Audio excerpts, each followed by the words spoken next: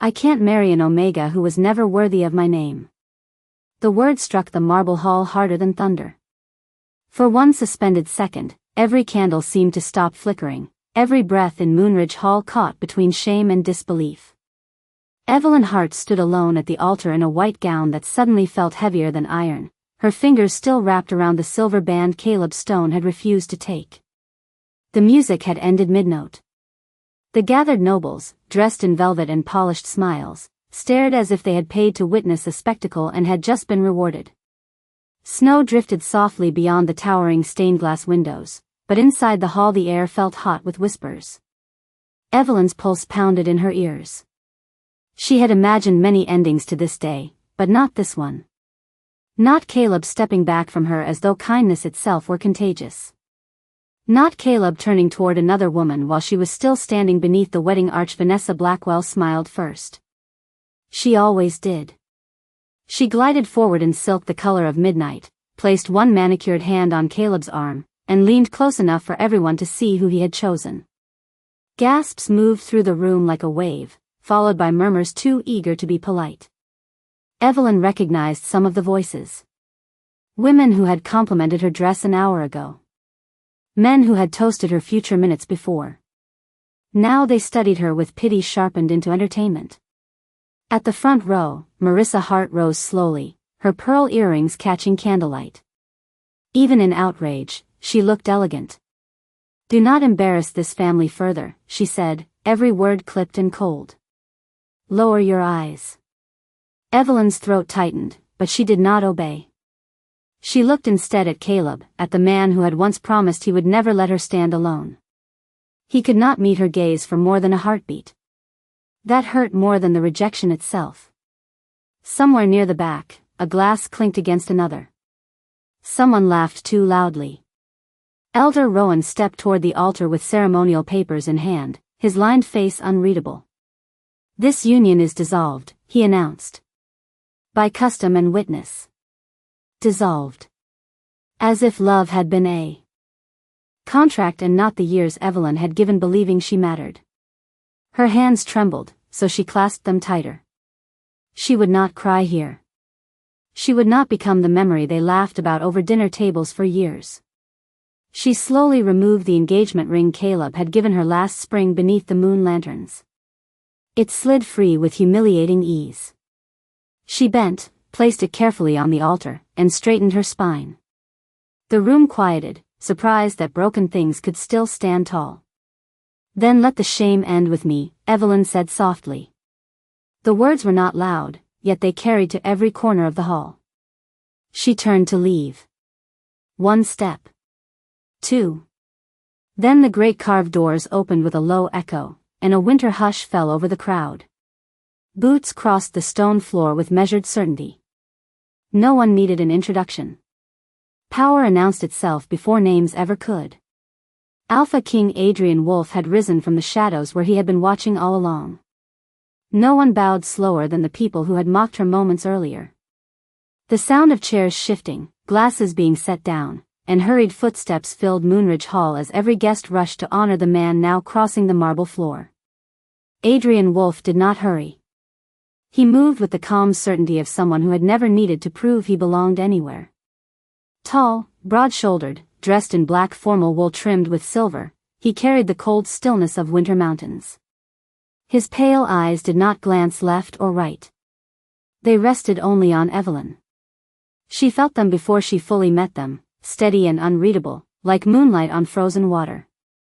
Caleb Stone straightened immediately, color draining from his face.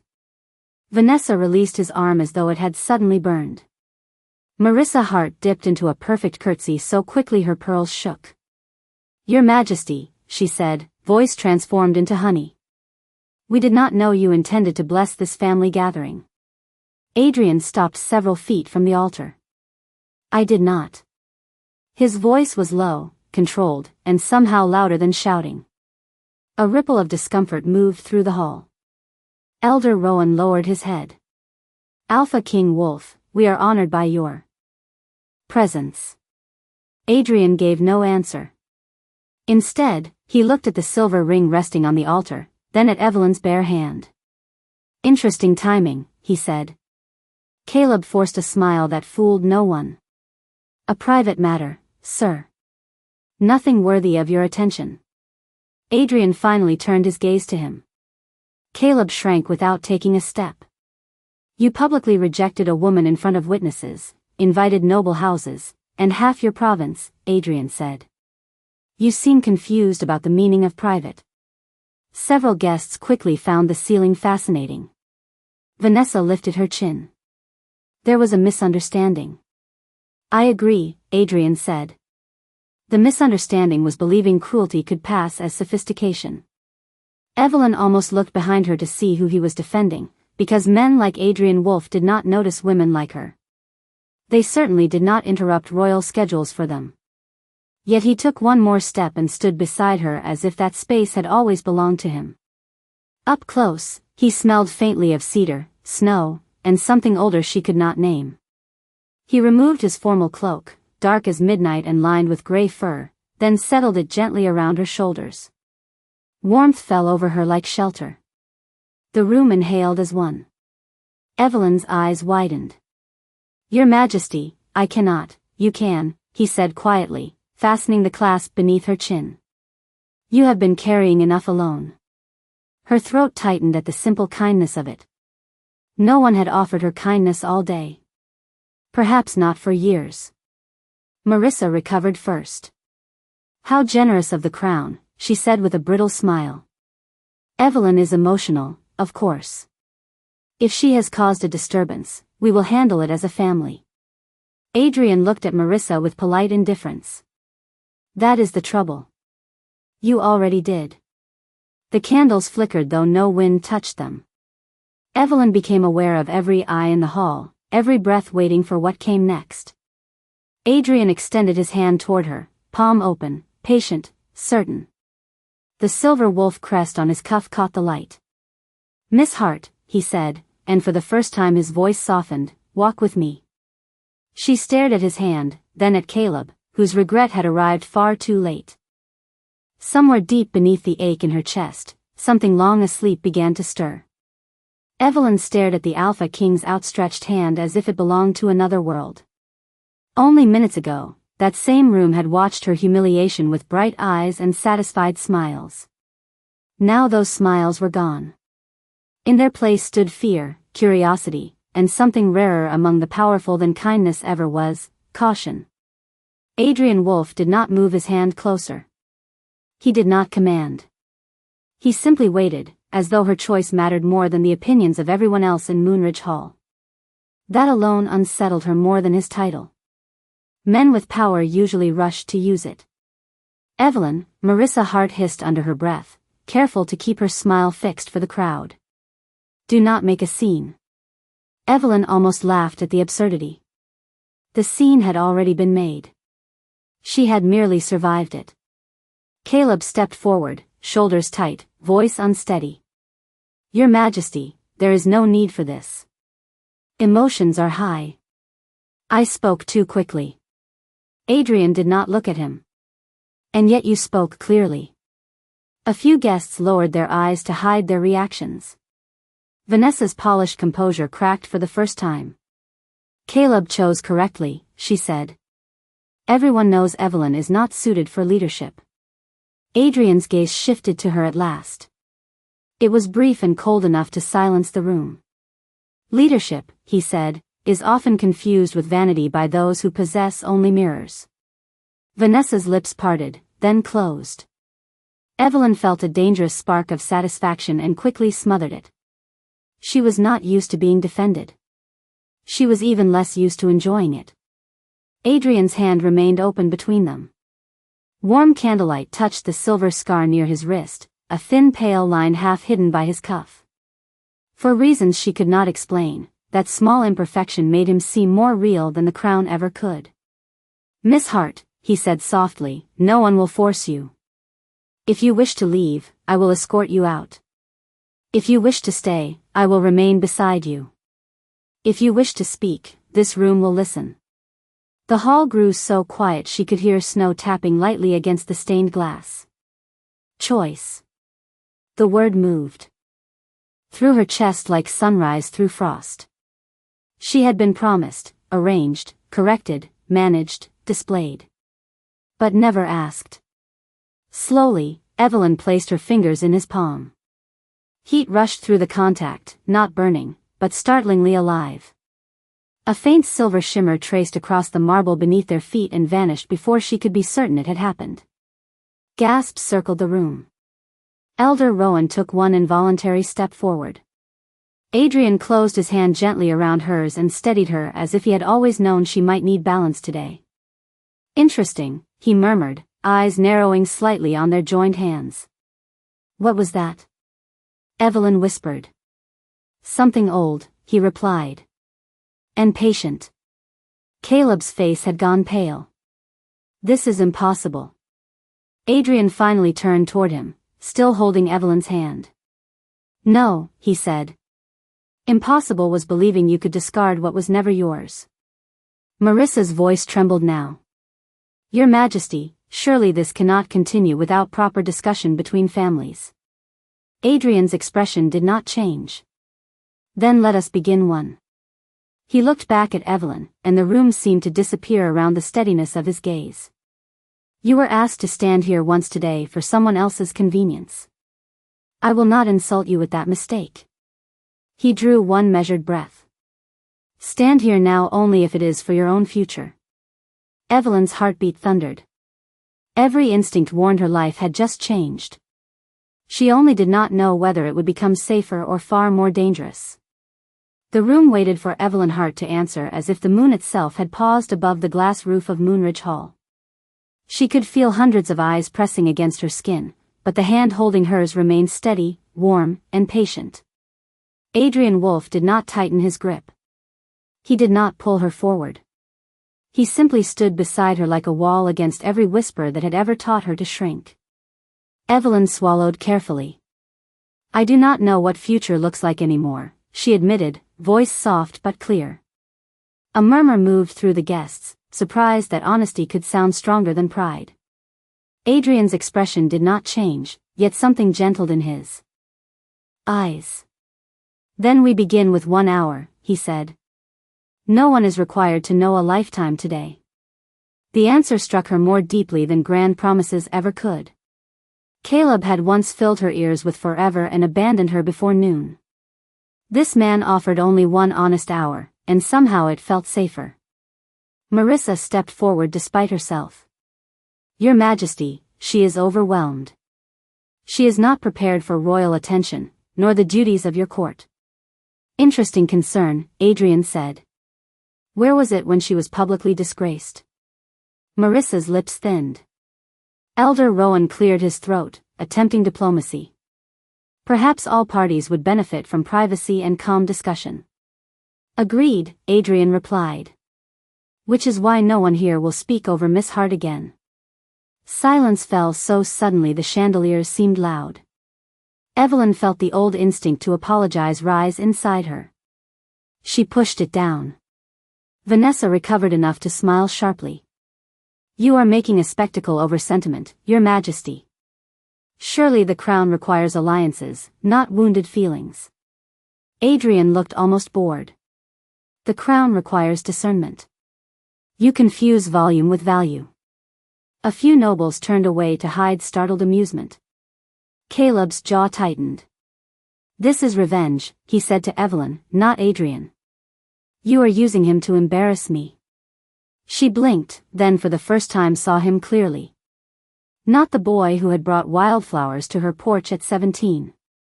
Not the man she hoped would choose decency. Just someone who believed every room should center around his comfort. No, Caleb, she said quietly. You embarrassed yourself before I ever spoke. Several guests inhaled sharply. Vanessa stared at her as though a statue had answered back. Adrian's thumb shifted once against Evelyn's knuckles, a subtle grounding gesture that steadied her more than he could know. He turned toward Elder Rowan. Have the musicians dismissed. Have dinner served to those who traveled. And send word that the royal carriage remains for as long as Miss Hart wishes. Rowan bowed at once. Yes, Your Majesty. Orders moved through the hall like wind through wheat. Servants hurried. Nobles straightened. The celebration that had been built for Caleb and Vanessa quietly transformed around a woman they had nearly stepped over an hour earlier. Evelyn felt dizzy from the reversal. "Why are you doing this?" she whispered. Adrian glanced down at her. "Because cruelty grows bold when unchallenged." Then, after the briefest pause, he added, "And because when you placed that ring on the altar, the floor answered you." Her breath caught. "I thought I imagined that." "So did I," he said. "Until now." He lifted their joined hands slightly. A thin silver glow flickered beneath her skin, tracing the inside of her wrist like moonlight under ice. It vanished before anyone else could see, but Adrian had seen it. His gaze sharpened with recognition and something close to wonder. "Miss Hart," he said very softly, "has anyone ever told you what mark you were born with?" Evelyn shook her head. "No," Adrian's voice lowered further. "Then someone worked very hard to keep it hidden." Evelyn's pulse fluttered against Adrian's fingers. "Hidden mark." The words echoed louder than the whispers that still drifted through Moonridge Hall. She had spent 24 years being told exactly what she lacked. Too quiet. Too soft. Too ordinary. No one had ever suggested something precious had been taken from her instead. "I do not understand," she said. Adrian studied her wrist where the silver light had vanished. "That is because you were not meant to."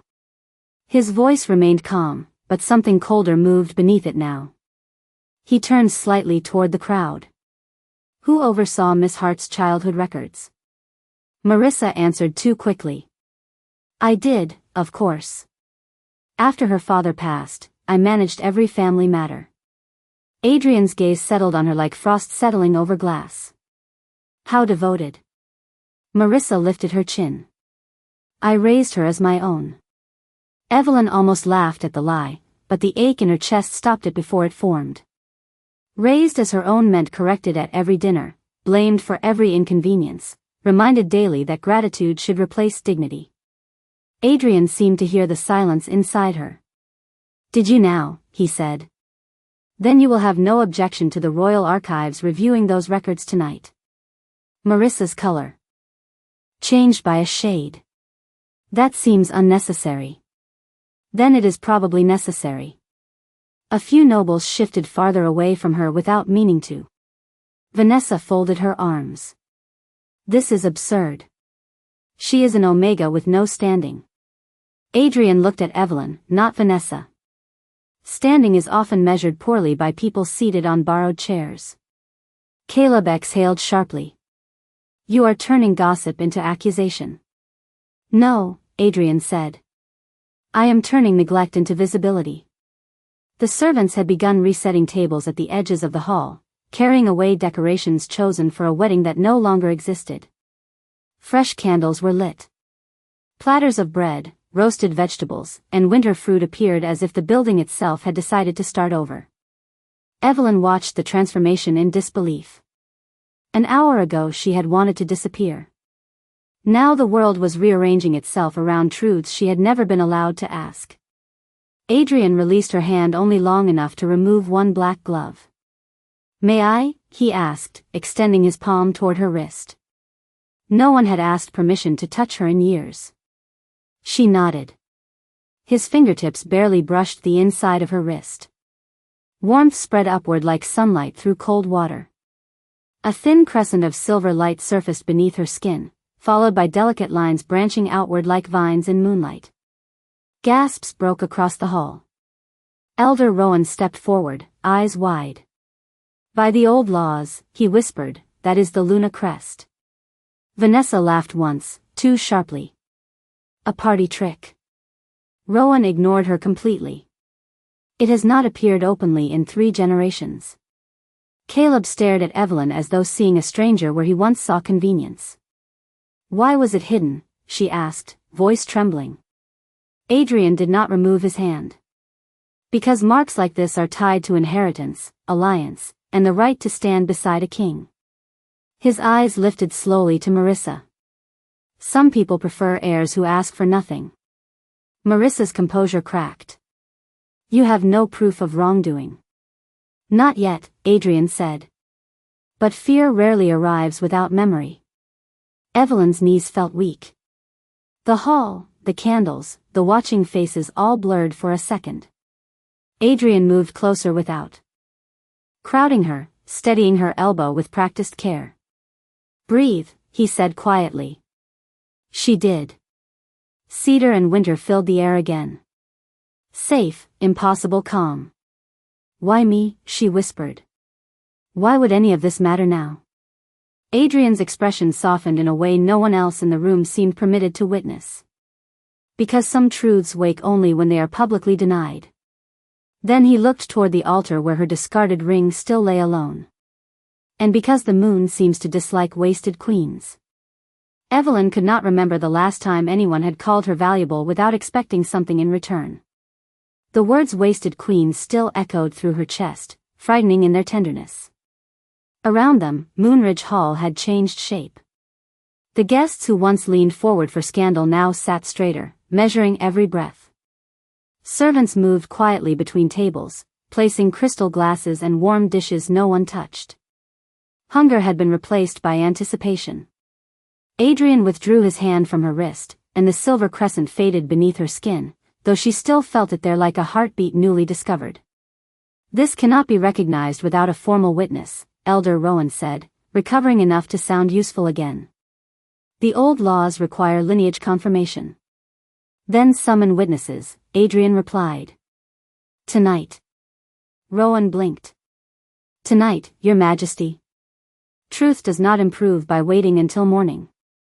A few nobles nearly smiled into their wine. Marissa stepped forward before Rowan could bow. This is reckless. Evelyn is emotional and confused. She has no preparation for court life, no training, no understanding of protocol. Evelyn felt the old shame rising, but Adrian answered first. Then it is fortunate protocol can be taught, while cruelty seems resistant to education. A muffled cough disguised someone's laugh. Marissa's jaw tightened. Caleb moved closer, carefully respectful now. Evelyn, he said, voice softened into the tone he used when he wanted forgiveness cheaply. You know me. We can fix this privately. I made a mistake. She looked at him for a long moment and felt almost nothing. That surprised her most of all. No, she said quietly. You made a choice in public. His face fell as though consequences were a personal insult. Vanessa touched his sleeve. Do not beg. Adrian's eyes shifted to them both. Excellent advice. Take it together. The room went still again. Evelyn lowered her gaze, hiding the sudden smile threatening at the corner of her mouth. Adrian noticed anyway. She could feel it in the subtle warmth of his attention. Miss Hart, he said, turning fully toward her, you were promised a ceremony today. You received humiliation instead. I would like to offer a correction. Her breath caught. A correction? A choice, he said. One with witnesses, honesty, and a door you may walk through at any moment. He reached into the inner pocket of his coat and withdrew a small velvet box, midnight blue, worn soft at the edges as though carried for some time. Murmurs raced through the hall. Adrian opened it. Inside rested a slender silver ring set with a pale moonstone that glowed beneath candlelight. Not oversized. Not gaudy. Elegant, restrained, certain. This was my mother's, he said, and for the first time his voice carried something personal enough to hush even gossip itself. She told me never to offer it for politics. Evelyn stared at the ring, then at him. Why bring it here? Adrian's expression turned almost wry. I had hoped to remain unnoticed tonight. Elder Rowan looked faintly delighted by history unfolding in front of him. Marissa looked ready to object and wise enough not to. I am not asking for your answer this minute, Adrian continued. I am asking whether you would allow me to court you properly, beginning now, in front of the same room that failed you. No grand command. No trap hidden in silk. Just an offer. honest enough to terrify her. "Why me?" she whispered again, because she still needed to hear something she could believe. Adrian stepped closer, lowering his voice so only she could hear. "Because when everyone else looked at your embarrassment, I looked at your grace." Heat rushed to her cheeks. Then he added, softer still, "And because I think I have been searching for you longer than I knew." The moonstone caught the light between them as the entire hall waited for Evelyn Hart to decide what kind of future she wanted. Evelyn had imagined many futures for herself, but none had ever begun with a room full of people waiting for her answer. The moonstone ring rested in Adrian Wolf's open palm, catching candlelight in soft silver flashes. It was not the kind of jewel meant to impress strangers. It looked like something treasured in quiet places, carried through years no one else had seen. That moved her more than any crown could have. Her hands trembled, so she clasped them together. "I do not know how to be courted by a king," she said honestly. A few nervous laughs fluttered through the hall and died quickly when Adrian glanced nowhere in particular. "Good," he replied. "I am tired of people who think they do." The corner of Evelyn's mouth lifted before she could stop it. He noticed again. Somehow he always seemed to notice the things she tried to hide. Marissa stepped forward one final time. "Evelyn, think carefully. Royal attention is not affection. It is strategy." Adrian closed the ring box without irritation. And manipulation often arrives dressed as concern. Marissa went pale with contained anger. Evelyn looked at the woman who had managed her life like an inconvenience to be folded away. For years she had mistaken endurance for peace. Tonight the difference became clear. "You taught me to accept crumbs," Evelyn said softly. "Please do not interrupt now that I am being offered a table." A stunned hush swept the room. Vanessa stared as if language itself had betrayed her. Caleb rubbed a hand over his face, too late realizing the quiet woman he dismissed had only ever been unheard, not empty. Adrian's gaze warmed with unmistakable approval. "Miss Hart," he said, "for the record, that was excellent." She almost laughed again, and the sound of nearly laughing felt like healing. Elder Rowan stepped closer with ceremonial gravity. "If a formal courtship is declared before witnesses, old custom grants royal protection to the intended lady until she chooses otherwise." Adrian nodded once. "Then let it be witnessed." He turned to Evelyn, no audience in his eyes now, only her. "You owe no answer to pressure, gratitude, fear, or spectacle. If your answer is no, I will escort you home myself and ensure no one troubles you again. If your answer is yes, I will earn it properly from this hour forward." There it was again. Choice laid gently at her feet like something sacred. She looked around the hall. At Caleb, who had traded loyalty for vanity. At Vanessa, who mistook victory for worth. At Marissa, who feared control slipping more than she loved family. Then she looked back at Adrian, who had entered the wreckage and offered dignity before desire, respect before romance. "Yes," she said. The word came quietly, but it changed the air. A collective breath released across Moonridge Hall. Adrian's expression did not break into a grin or boastful triumph. It softened, almost private, as if he had hoped but never presumed. He reopened the box. "Then with your permission, I would like to place this on your hand as a promise of courtship only. Nothing more than what you choose." Evelyn extended her left hand. His fingers were warm and careful as he slid the moonstone ring onto her finger. It fit perfectly. The instant the silver touched her skin, a ribbon of pale light spiraled up her wrist and bloomed briefly into the crescent crest before fading. Guests gasped. Elder Rowan placed a hand over his heart. "The bond recognizes her." Adrian exhaled slowly, wonder flashing through the composure he wore like armor. "It seems," he murmured, eyes never leaving hers, "you were expected long before either of us arrived." Then he offered his arm with old-fashioned grace. "Come have dinner with me, Evelyn. We should begin with something simple before destiny becomes unreasonable." Evelyn slipped her hand through Adrian's offered arm, and the hall reacted as if history itself had changed seats. Servants straightened. Nobles rose. Conversations that had once fed on gossip now quieted into careful murmurs. The Alpha King guided her down the center aisle that had been prepared for another man's promises, yet somehow it felt as though the path had waited for her all along. His stride was measured so she never had to hurry. That small kindness nearly undid her more than the ring on her hand. They were seated at the long royal table near the windows where snow drifted in soft spirals beyond the glass. Candles reflected in the dark panes like stars gathered close to listen. Adrian pulled out her chair himself before taking the seat beside her. Gasps rose again from several older nobles who clearly considered kings exempt from basic courtesy. Adrian ignored them with practiced ease. Do they always react like this? Evelyn whispered. Only when I behave well, he said. It unsettles expectations. A laugh escaped her fully this time, warm and surprised. Heads turned toward the sound. She realized they had probably never heard her laugh either. Plates were set before them, roasted winter squash, fresh bread, rosemary potatoes, pears glazed with honey. Evelyn stared at the meal. She had been too nervous to eat since dawn.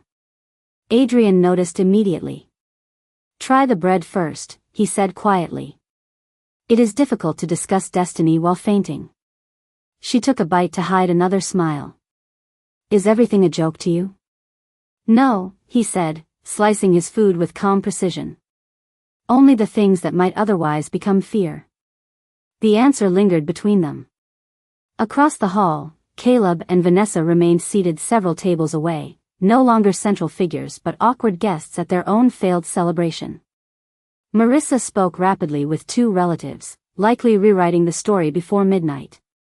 Evelyn should have felt triumphant. Instead she felt strangely light, as though bitterness required more energy than she could spare tonight. Elder Rowan approached with a leather folder pressed to his chest. Your Majesty, the first archive messenger has arrived. Adrian nodded. Report. Rowan opened the folder. Miss Hart's birth registry lists an attending physician and witness signatures, but the original crest notation was struck through 3 days later and replaced by a blank classification. Evelyn's fork paused in midair. Blank? Rowan swallowed. A rare category used when noble claims are contested. Adrian's jaw tightened almost invisibly. And who requested the amendment? Rowan hesitated. The seal belongs to the Hart household steward acting under guardian authority. Marissa's fork clattered loudly somewhere behind them. Evelyn did not turn around. She suddenly could not trust her knees if she stood. She erased me, Evelyn whispered. Adrian set down his utensils. She delayed you, he corrected. Erased would have required success. The steadiness of his tone held her together when anger threatened to scatter her. Why would she do that? Inheritance. Influence. Fear, Adrian said.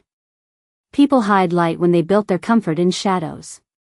He reached across the table, palm upward, giving her room to refuse. She placed her hand in his. The moonstone ring glimmered softly.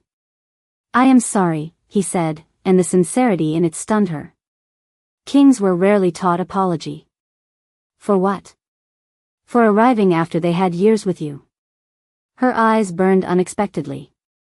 She looked down before tears could rise. You did not know me. That appears to be the problem, he said. I should have. Music began again at the far end of the hall, gentler now, strings instead of brass. Guests slowly resumed eating, though many still watched the royal table between bites.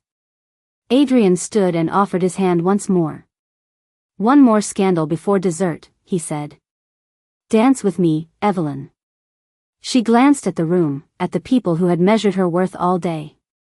Then she looked at the man asking as though her answer mattered more than their judgment. She placed her hand in his and rose. The first note of the violin followed them onto the dance floor like a blessing no one had planned.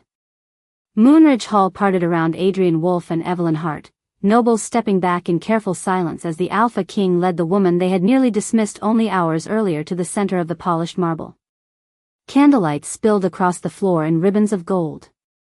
Snow continued to fall beyond the high windows, soft and steady, as if the night wished to witness everything. Adrian placed one hand lightly at her waist and kept the other around hers. Respectful. Certain. Never assuming more than she gave. I should warn you, Evelyn said, trying to steady her breathing. I have not danced in years. Excellent, he replied. Then neither of us must endure your old habits. She laughed before she could stop herself, and the room relaxed with the sound. He guided her into motion slowly, giving her time to find the rhythm. She discovered he danced the same way he spoke when it mattered most, with control, patience, and surprising gentleness. Do kings always rescue strangers at weddings? She asked. Only the memorable ones, he said. And you were never a stranger. She searched his face. You keep saying things that sound impossible. That is because I have had an impossible evening. They turned beneath the chandeliers while conversations resumed in hushed currents around them. Yet Evelyn no longer felt watched. For the first time in years, she felt seen. At the edge of the hall, Marissa rose abruptly and strode toward them, pride held together by desperation. Evelyn, enough of this fantasy. Come home. We will settle matters privately. Adrian did not stop dancing. No, Evelyn said before he could answer. The word surprised even her. Marissa stared. You belong with your family. Evelyn lifted her chin. Family does not hide a child's name, dim her light, and call it protection. A ripple moved through the guests. Marissa's mouth opened, then closed. Adrian guided Evelyn through another turn and said mildly, You may leave now with what dignity remains available. Marissa flushed and retreated beneath the weight of 100 observing eyes. Caleb stood next, taking 2 uncertain steps forward. Evelyn, I was wrong. She met his gaze across the floor and felt only distance. Yes, she said kindly. You were. He had no answer for kindness. He sat back down smaller than he had risen. The music softened into its final measures. Adrian drew her to stillness at the center of the hall. Their joined hands remained lifted between them, the moonstone ring glowing faintly in the candlelight. Elder Rowan hurried forward carrying a second folder, breathless with importance. Your Majesty, one more record was found in the old archives. Adrian accepted it, scanned the page, then looked at Evelyn with an expression so warm it almost stole her breath. Your father petitioned the crown 20 years ago, he said quietly. He requested sanctuary for his daughter if ever the Luna crest awakened. He named one house he trusted to protect you. Which house? Evelyn whispered. Adrian's eyes held hers. Mine. The hall went silent again, but this time silence felt sacred. He knew you? She asked. We were boys together, Adrian said. When he died, the request vanished before it reached me. Understanding swept through her in a tide both painful and tender. She had not been forgotten. She had been delayed. Adrian bowed his head just enough to make the room gasp for the final time that night. Evelyn Hart, he said, voice carrying to every corner, you were promised safety long before I offered courtship. I intend to honor both. Tears blurred her vision, but she smiled through them. Then I suppose, she whispered, placing her free hand over his, we should not waste any more time. Outside, the snow fell brighter. Inside, the crescent mark on her wrist bloomed once more, and every candle in Moonridge Hall flared as if the night itself agreed.